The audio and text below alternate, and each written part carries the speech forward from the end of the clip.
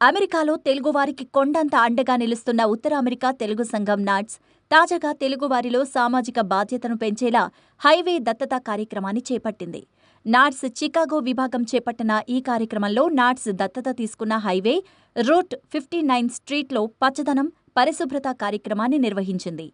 Highway పక్కన చెత్తా చెదారాన్ని తొలగించడంతో పాటు అక్కడ పచ్చదనాన్ని పరిరక్షించే చర్యలు చేపట్టింది. అమెరికాలో విద్యార్థుల్లో సేవాభావాన్ని పెంపొందించేందుకు హైవే దత్తత లాంటి కార్యక్రమాలు చేపడుతుంటారు. నాట్స్ ద్వారా ఈ కార్యక్రమంలో పాల్గొన్న వారిని అక్కడ ప్రభుత్వం కూడా గుర్తిస్తుంటుంది. విద్యార్థులు సేవా సమయానికి గుర్తింపు ఇస్తుంది. విద్యార్థి దశ నుంచే సేవ చేయాలనే సంకల్పాన్ని కలిగించేందుకు నాట్స్ చికాగోలో హైవే దత్తత కార్యక్రమాన్ని తీసుకుందని నాట్స్ అధ్యక్షులు మదన్ పాములపాటి అన్నారు. ఈ కార్యక్రమంలో ఉత్సాహంగా పనిచేసిన విద్యార్థులను, నాట్స్ సభ్యులను ఆయన ప్రత్యేకించి అభినందించారు.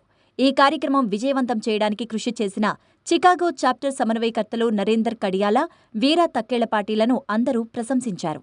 ఇంకా ఈ కార్యక్రమంలో చికాగో చాప్టర్ సభ్యులు హవీలా మద్దెల, చంద్రిమా దాడి, చెన్నయ్య కంబల, పాండు చెంగలశెట్టి, అంజయ్య వేలూరు, వినోద్ కన్నన్, దివాకర్ ప్రతాపుల మరియు ఇతర చాప్టర్ సభ్యులు తదితరులు కీలక పాత్ర పోషించారు.